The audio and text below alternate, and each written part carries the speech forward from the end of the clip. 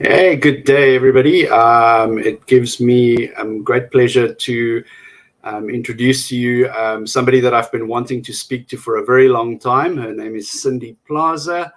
I'm sure you guys are familiar with Cindy. You've seen her all over the internet, all over the atheist talk shows. Welcome, Cindy. Hi, thank you for having me. I love your intro, by the way. Thank you so much. Yeah, thank you.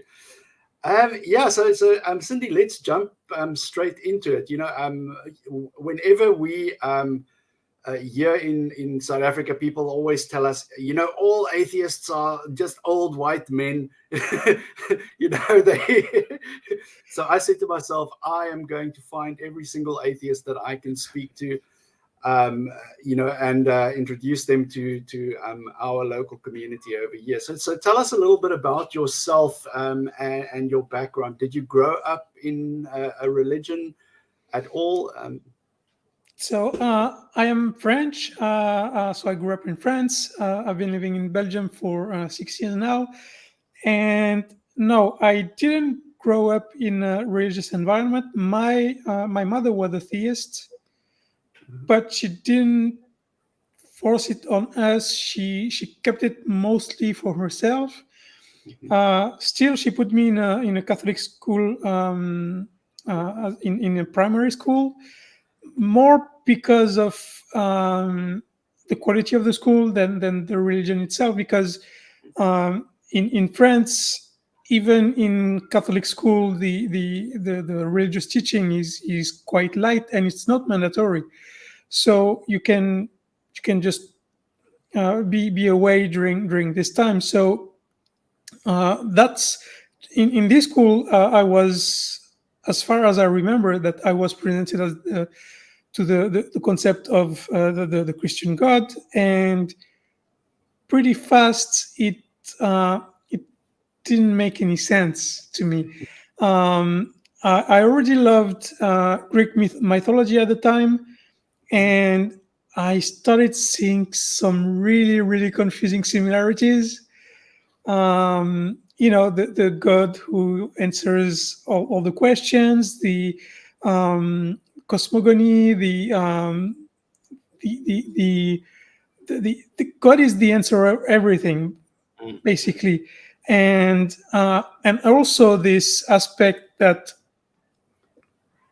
you have to believe in order to believe, which to me was really weird as a concept. So I quickly realized that it was just another carrot and a stick, just with a nice ribbon.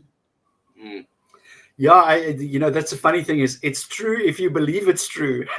Yes, yeah, that's That's not quite how any of that weird. works. Yeah, yeah. That's crazy. So, a lot of people have trauma from Catholic school. Yeah, it's not my case. Um, Good, good. Yeah, yeah. No, I've seen. We don't have that bigger. Here in South Africa, where I live, we don't have that bigger a Catholic community per se, but I've heard some horror stories of what happens in Catholic school. So I'm so glad that your experience wasn't bad. And yeah, France. sorry. Just one point. France is very secular, so even religious schools have to follow very strict rules. Yeah, They can teach religion, but it's limited in certain area, and yeah, indoctrination is pretty rare in yeah, religious schools, whether where they are Catholic, Jews, or Muslim schools. yeah. Um, we've had a couple of Muslim very extremist indoctrination schools, but it's very rare in France. Yeah, yeah. I'm telling you, here in Africa, they don't play. Yeah, I know. They don't play. We have preachers who raise the dead. And who try to raise themselves and fail. I remember this one. It's all for the money. Yeah, no, the church is a big business here, Mm. in Africa. Yeah. So you said earlier that when you started questioning things and you like heard about other religions like the Greek mythology and that was that the linchpin that broke the religion for you, or was it more like a slow process of letting go of it? Well, I learned about Greek mythology before I learned about Catholicism. Ah, So it's as I remember, at least. So when I was introduced to the Christian God, I already had some background in gods and mythical creatures and all yes. that. So So it was easy for you to see through the see yes, through the. yes, yeah, I yes, that because I was going to say me too, like I also for me the biggest turning point was when I learned about other religions, and I said to myself, like, but why, why do you choose this one? Why is this one true and this one not true? And yes. then that was the process that started it for me. And one question you can ask is, uh, often atheists on social media, they ask, why don't you believe in Zeus or anything? Yeah, But yeah, instead, uh, a smarter question, in my opinion, is what disproved the existence of Zeus? yeah, yeah, Because it's a much harder question to answer, yeah. and then it's much more impactful on the um, on the people's way of thinking and their epistemology, because it raises different questions. Exactly, and very often the criteria that they choose to eliminate Zeus applies to their religion as well. Yes, exactly. Yeah. Mm. That's actually a very smart way of doing it. Yeah.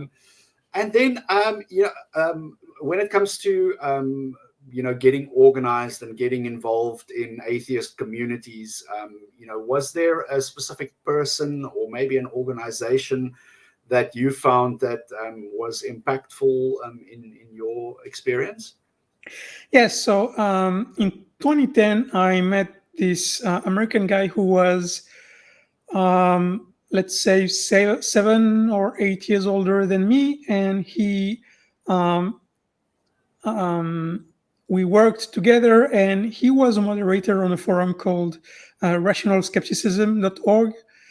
Um, and there was quite a few South African there, by the way. I have a few stories to tell about this. And um, I met this guy at the moment where I had just moved in Belgium for the first time. I was working in NATO, and at the same time, I had a Jehovah's Witness visiting my house, and so he and I we started using him a little bit as a tutor to practice our arguments and our questions and everything. We saw this guy about 3 4 times, and we exchanged, but we quickly realized that it wouldn't lead anywhere, Yeah. because intellectual honesty is not very strong there. But on this specific forum, I learned pretty much everything I know about science, about atheism, about religions, about epistemology, about skepticism. I learned it on almost all of it on this forum, or with people I learned from on this forum. Like, I discovered the ACA on this forum, um, but it was, what, 3 years ago. So I was already very much into this debate thing, but those debates were only in writing on the forum. So Yeah. it was different from a YouTube channel. Um, but yeah, that's when it started, 2010. Interesting. You know what for me, the big thing that's going to cause religion to collapse, it's just my opinion, is access to information. When people have got access to information and they see different opinions, and they realize that there's more to this story, and um, religion was very strong in the past and in history because they isolate people. Like it's a very isolated way of keeping. It's always the Protestants against the Catholics, the Jews against the Muslims, the Christians against the Hindus, and so it creates this tribal identity. And now that we are exposed to so much information and people from all over the world, it doesn't make sense, and I think it's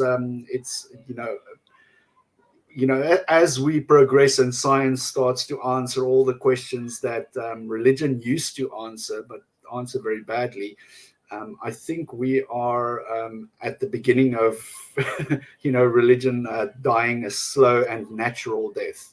Like it's on the way out. Yeah. Yeah. I was talking about partially this issue this morning. I think the next 20 years are going to be very, very,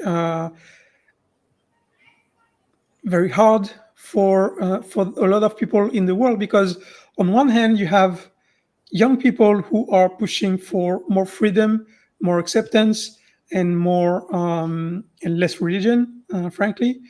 And on the other side, you have mostly all white men who are trying to impose they're scared that their way of living and their way of thinking is getting irrelevant, and so they're pushing to stay relevant and to enforce their opinions and their way of thinking onto the world. It's the case in the US. It's the case uh, in Russia, in a lot of in China, in Turkey, in Hungary, in a lot of countries like this. You have the far right, who is pushed by religion and social conservatism. They're not always related, but often they are.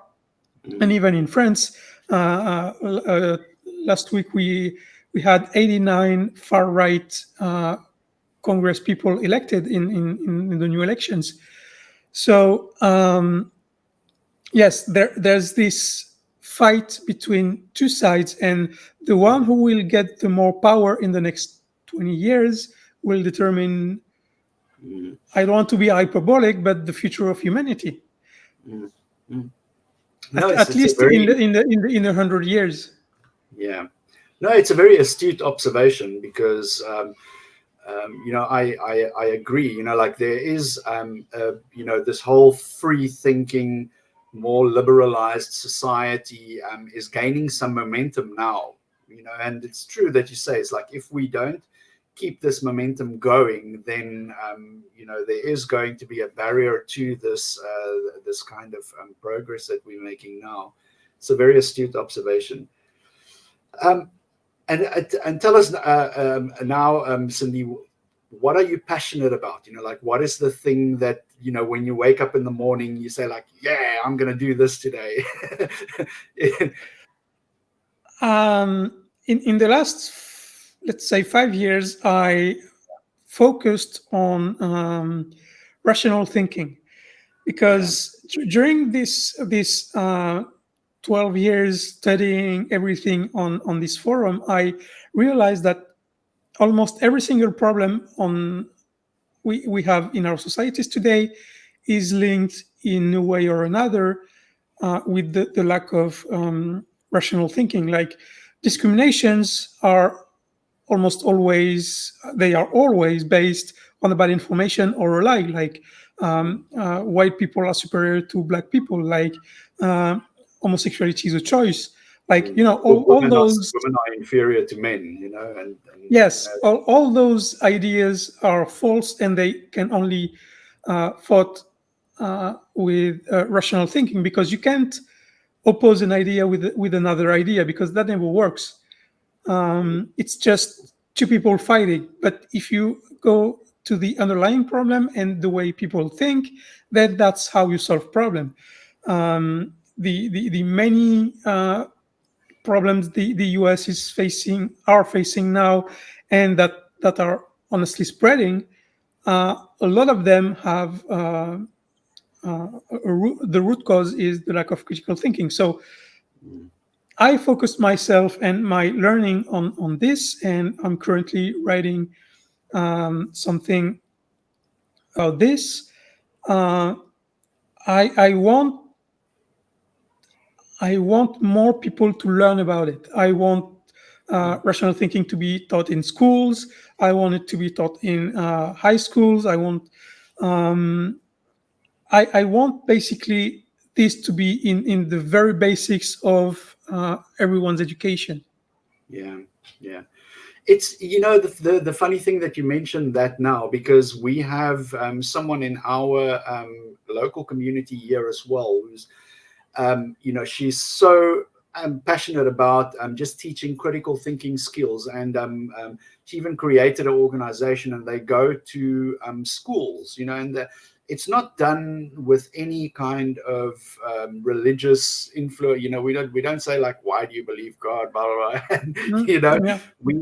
they actually teach kids how to think critically, you know, like the flaws in logic, you know, like the logical fallacies and that kind of thing. And you know, it's very striking that you mention it, because when I first learned about, you know, logical fallacies and critical thinking, and, you know, the flaws in the way that we think, it was a revelation to me. You know, like I said to myself, there's so many things that I believe that I have, you know, I believe them on faulty premises. You know, they're not. It's you know, and then you always ask yourself, in retrospect, you ask yourself, we evolved, you know, to have this kind of thinking. It was beneficial for us to think like this Yeah. while we were still living, you know, when you're living in the savannah, in the bush, and you're hunting for your food. If you heard something in the grass and you didn't didn't pay attention to it, then Yeah, we evolved to think fast and not accurately, exactly, yeah, because of the situation you're describing. yeah, If you wonder if you really heard something, then if there is indeed something, you're dead. Whereas if just the questioning about whether there is something makes you run, then you have a much higher chance to survive. So yeah, yeah, we evolved to think fast and not precisely. deeply, There's yeah, there's this book from no, I forgot his name now. Thinking Fast and Slow. It's we he describes that we have two ways of thinking. One uh-huh. is the fast way, which is 90% of our daily time. We do things out of habit, out of and that's where our prejudices happen, because we don't have to think about them. We don't have time to think about them.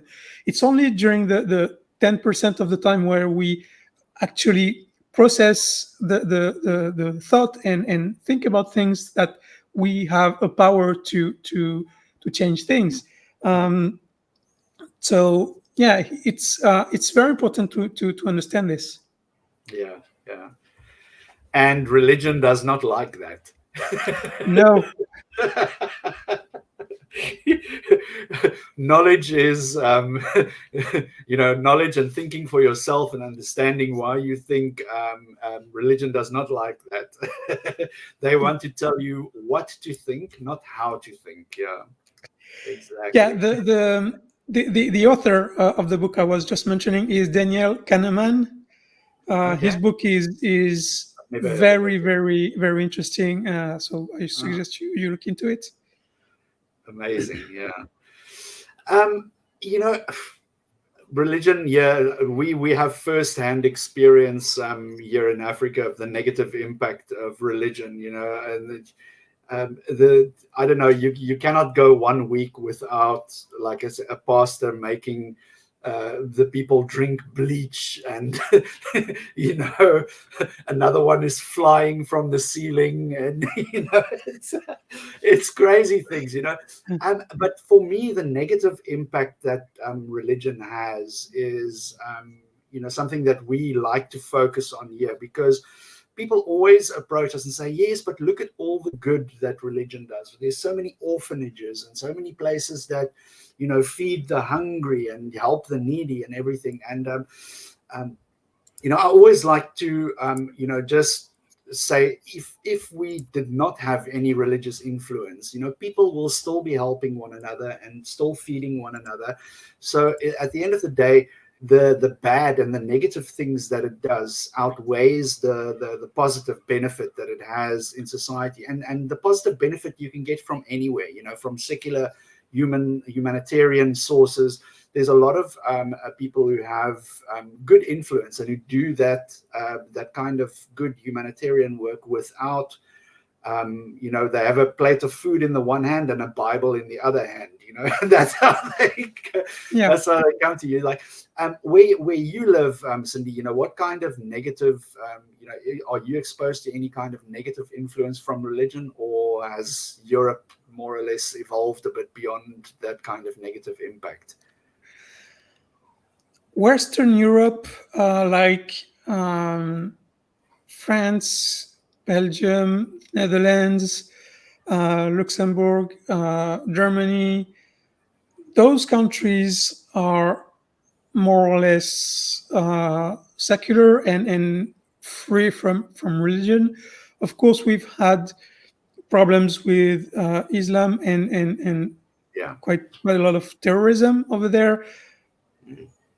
And I don't want to single out this religion because it's more recent. The issues we've had with this religion are more recent. But yeah, no, we don't have a lot of religious issues here. And I was wondering, you talk a lot about Africa, but Africa is a big continent. So what's the difference between South Africa and other countries in Africa? South Africa is one country in Africa. Yeah. So we are right at the tip of Africa. I mean, we have so many different people living in South Africa. There's different languages, different tribal identities. There's different. We have 9 or 11 official languages. I'm not sure. So it's a big melting pot of different cultures. And but when we look, the whole continent is more or less connected at this stage. More so. More so where we have, a bigger society with technological influence. We get connected with people in that way. And, especially the atheist communities, I've looked in more or less every single country in Africa. There is a community of atheists, who are online, who are connected, and just because I live on the African continent, we see firsthand how religion impacts people, and especially like you talked earlier, people who don't necessarily have that much critical thinking skills, who are, not exposed to a lot of information and technology. They tend to fall prey to people who are exploiting them, and it's for money and it's for fame and it's for power. That people exploit people who do not have the ability to see through the nonsense that they are selling. And religion forms the perfect vehicle for them to do this kind of exploitation with. So, that's why I specifically focus on African issues. We also have a lot of the issues, I think, in Africa is due to the colonial influences that Africa has had. the French, the English, the Dutch, they all colonized Africa, when it was discovered. And unfortunately, the legacy of that colonization also has a religious element to it, because they didn't only come by themselves, they came with their religion. And they left their religion here. And if you look, for example, at the history of African culture pre-colonialization, there was a very rich, almost spiritual animist kind of connection with nature. And people didn't have concepts of these Judeo-Christian and Islamic gods that was forced on them. So that's why this is a very unique interest to me, and I like to focus on that. And I try to, especially in our local community, we want to elevate African voices. People who are native Africans. We want them to speak out and tell their stories, because we as Africans, we are storytellers. It's something that's very deep within us. And people connect to stories, and it's a very authentic way of communicating, when somebody tells their own story, and people here resonate big time with that. Yeah. You were, while you were speaking, I had a few points in my mind. You mentioned earlier that religion tends to ask a counter when they come with the food in one hand and a Bible in the other hand. It's quite telling that, and it's a big talking point also in the US, is that Africans have been so much harmed by especially Christianity, and it's a wonder why it's still so much prevalent in on this continent. I know that South Africa has more Jewish heritage and Christian.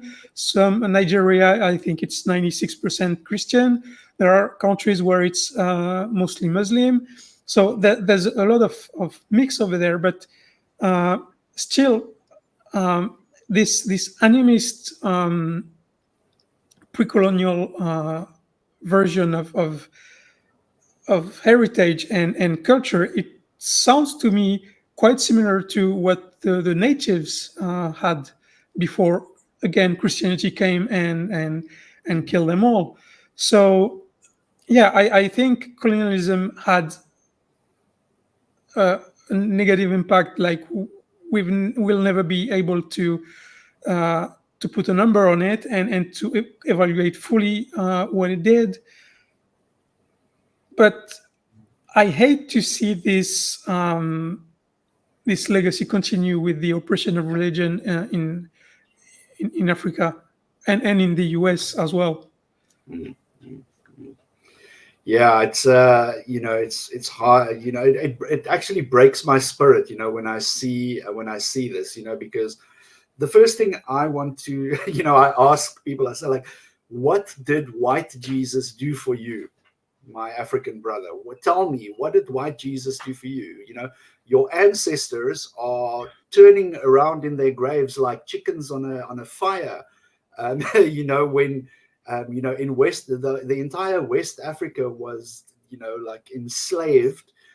On the East Coast by Mombasa, they had, like slave ports that used to send Africans to, to Arabia and all of that, and these are, these Africans are the first ones to go, yes, Allah, Allah, Allah, and oh, Jesus this and Jesus that, and it's very striking to me how quick people forget about that kind of a legacy, because I'm saying to myself, if we didn't have the Enlightenment, or firstly the Enlightenment and slavery was still going on, and now we have the stage where humanity is at least at the point where we say, like, look, you cannot own another person as property. It's you cannot do that.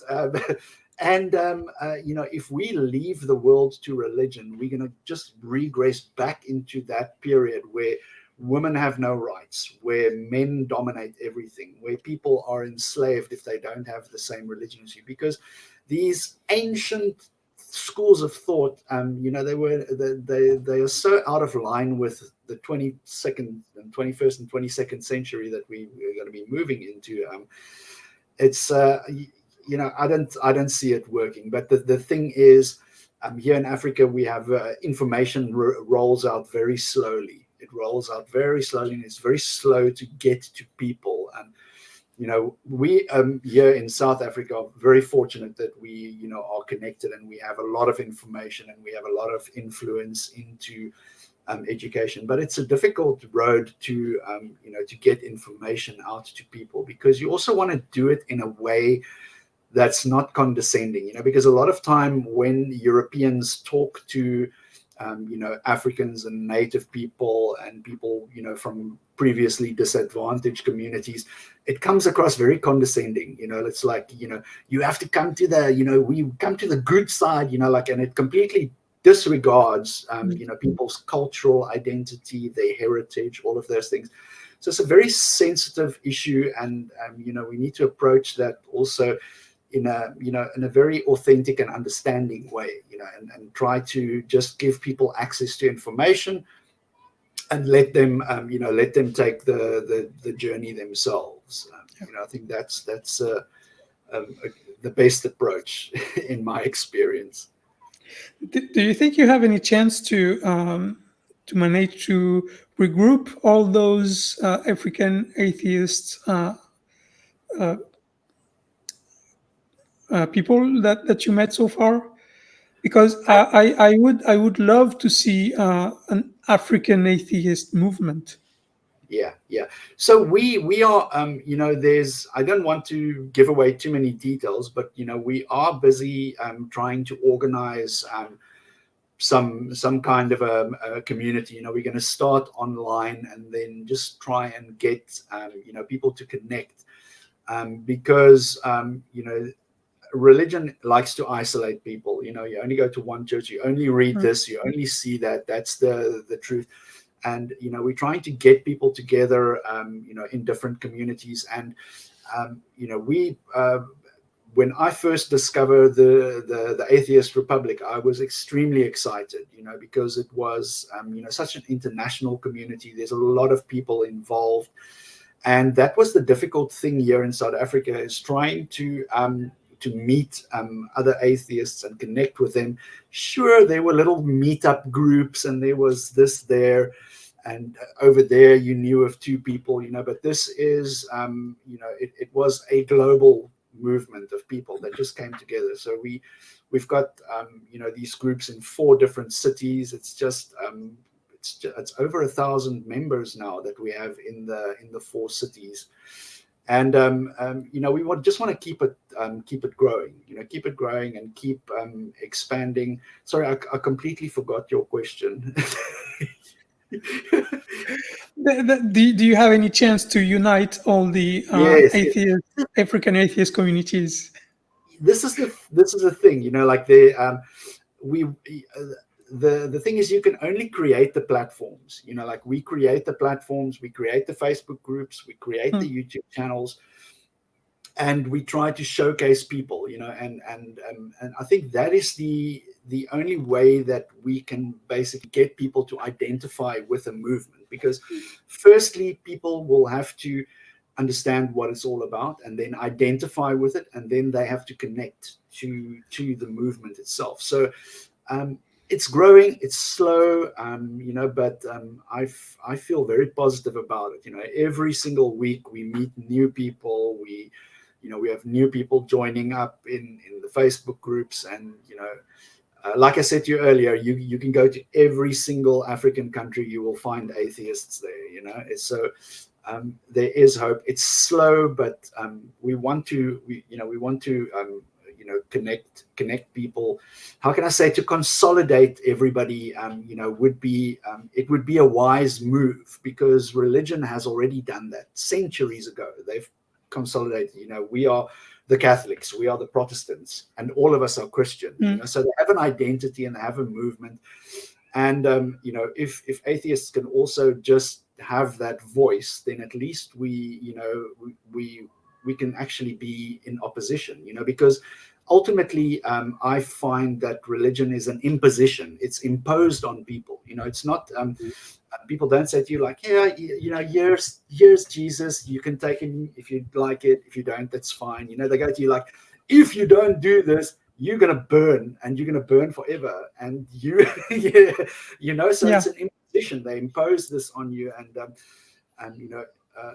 and they feel like they have the power to impose this on you because they are strong. They are in a majority. Mhm. But as soon as they start realizing, hey, wait a minute, yesterday there were 5, today there's 50, next week there's going to be 100. It starts. You can see it in the way they interact. They get uncomfortable when they face resistance. So that's the main purpose of our group. Is not necessarily the activism, but it's more the community. We try to create Well, community, that's how it starts. yeah, and get people together. Mm. And sure, people get outraged about something, but there is going to come a point in time where something horribly goes wrong with religion, and then at least you have a community of people that are ready, that are unified in one voice to oppose that imposition. Mm. Yeah. Um, I forgot what I was going to say. Um, yes, one of the major purpose with my channel is to unite atheists from unite different communities and from different parts of the world, because right now the ACA is doing this job. They have several shows and they have an international audience, but everything happens in the States. Everything is from the view of the States, and I think we need to build European atheist community, African atheist community, uh, Asian, and help build those and then connect them. I know we don't necessarily speak the same language. I mean, in Europe we have a lot of languages, but I think we can all unite at least on our continent, Mm. and then try to make bridges with the other ones in English or in Spanish or in French, whatever. But yeah, that's one of the purpose I have, is to bring people together, because like you said, there are people everywhere, but they don't know they are part of a community. They think very often they are alone, Yeah, and and so we need to create this community and then the activism to protect ourselves from religion. yeah, yeah. I agree, 100%. That's a big part of what we have as our mission here as well, is community building. Like, you just have to, and it starts. You don't need to be the Greenpeace warrior who's chaining themselves to a tree in the forest, to prevent it from being cut down. Activism and visibility is the very first thing, because if people don't see atheists and we're not visible, then they're just going to assume we're not there, and we don't have anything to say against it. And there was, I don't remember who did this talk. It was a while ago. I don't remember who it was. It might be Greta Christina. I'm not exactly sure, who did this talk where they said, what can atheism learn from the LGBTQ community? And the thing that was said time and time again is, be visible, be out there. And you can see how the perception has changed. Like in maybe 4 decades, things have changed drastically, because people have refused to keep silent, to be silenced.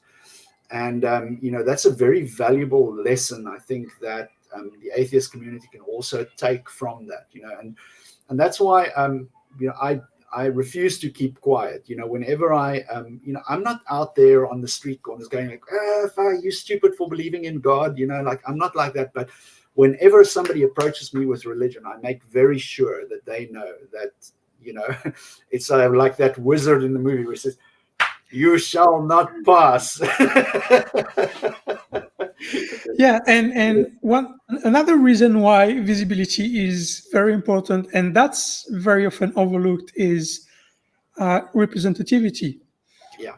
When you grow up and you think that you're the only one around you, like you are, whether it's LGBT or atheist or even on the skin color side or Yeah. whatever, if if you see people who are like you, then you grow up usually better than if you think you're alone, because being alone leads to depression. It leads to often leads to more crime. It leads to many bad things. But if you can see yourself in others, if you see other people who look like you and who are like you, then you feel like you exist. And Exactly. that's very important, because and it's very important also with atheism, because Christianity and Islam, they are so much linked to morality and to those very very strong identifying topics. Like, if you don't believe in God, then how can you be moral? Like those questions. So if you grow up and you feel inside you that you don't believe in all this, the damage this environment can do to you, like to self-esteem, to and to all that, it's very very very harmful. So we need representativity on all aspects of human life. Yeah. Yeah. No, I agree with you 10,000%. Yeah. So Cindy, I always like to ask my guests, to reflect back on their journey, and if you could say to yourself, if there is something that you could say to yourself or other people who are questioning their religion, what would it be? And I think you've already touched on this a little bit when you said think critically and think for yourself. But what can we do to jumpstart that journey for people?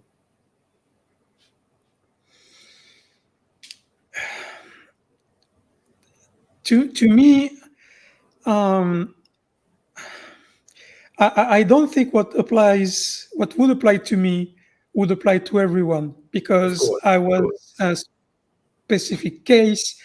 But one thing that was very strong with me is that while growing up, I felt different, not because I was trans, but also, and more importantly, because I was thinking differently than other people. I was more rational, but I didn't know what it was. I didn't understand why I was so different. And what would be very beneficial to everyone, regardless of who they are, is uh, teachers and parents, of course, who try to understand the child more than tell them who they are supposed to be. Mm. And there are two very important aspects if you want to grow up in a positive environment, is what you are good at and what you like. Sometimes they are both. Like you see actors, for example, who always wanted to act, and every day they're on the set, they're the happiest person on earth. But that's rare. The job you have is not necessarily the thing you like. So you need to find the thing you're good at and make it your job, and you need to find the thing you like and make it your hobby. And parents and teachers need to help kids find out who that is, because too many kids get out of college or out of school and they don't know what what what they like. They don't know what to do. And I think it would be very positive for the society as a whole if every children was helped to discover not just who they are, because that's important, but also what they can bring to the society they're in. Not just in terms of, yeah, you will be a worker, so you need to learn how to work and all this, because this aspect has issues, but just from your internal perspective, what you like and what you're good at, and help build your life on those things, because that will help you a lot. Mm. Yeah, I have a very much the same outlook. Like if I was able to go back, I would I would tell myself, firstly, they lying to you. Yes. They telling you lies. Think for yourself. Yes, but you see, it wouldn't be enough, because if you met your let's say 10-year-old child and you tell them they're lying to you, then it would isolate this child much more and would make his life much more difficult. Yeah. So you make a very valid point. I think I'm at this stage of my life where I'm just when I look back, I'm trying to I feel regret, actually, in retrospect, that I've wasted so much time of my life on religion per se. Like I was very deep into it for many decades, and it's only like in the last decade and a half that I became an atheist. I was always looking for meaning, and I looked in so many different religions, like, because this religion didn't do it for me, then I looked at the next one, then I looked at it. Thank fuck I didn't try Islam yet, but but yeah, it's crazy. Cindy, this has been such a pleasure talking to you. me too. Yeah, what I just lastly, tell people where we can find you on social media and online. You can also just message me your channels, and I put it into the description of our video when I upload it to YouTube. Yeah, so you can find me on my own channel, The Path to Reason, where I talk mostly about rational thinking, but I talk about a lot of topics through the lens of rational thinking, not just how to teach it, but and what it is, but also LGBTQ issues, political issues, and I try to look at them rationally. I'm also on one of the rotating hosts of the Women Atheist Unload show on the Skeptic Haven channel. So the Skeptic Haven channel has several shows. They're all very different and all very interesting, I would say.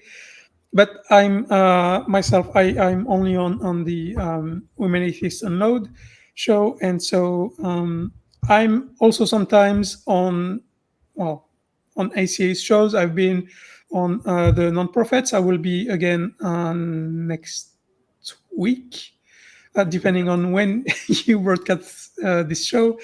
So yeah, and I've been invited on your show, which was very fun. Thank you again.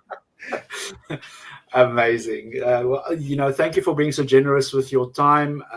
And I'll send you a link to the files to download, and also when I post it live, I'll send you a link to that. Yeah, thank you. Thank you so much for your time, Cindy. Thanks. Bye. Bye.